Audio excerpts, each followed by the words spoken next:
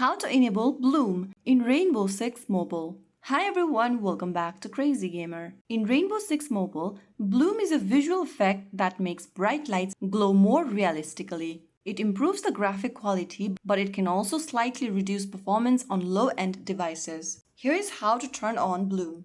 Launch open the Rainbow Six Mobile game and wait for the main menu to load. Once you're inside the main menu, go to the upper right corner and tap the gear icon. Once you're inside the gear page, go ahead and scroll down on the left-hand side menu and tap on Graphics. Inside Graphics, scroll down and look for this bloom option and toggle on the button right next to bloom. Once you enable this bloom option, you are done. You need to now get to the home page, and enabling bloom in Rainbow Six Mobile is simple and can make a game look more cinematic and realistic. So there you have it. You can always turn the bloom off again by repeating this step and toggling off the menu whenever needed. If you found the video helpful, don't forget to like, share, and subscribe to our channel. I will be back again in the next episode. Stay tuned and thanks for watching.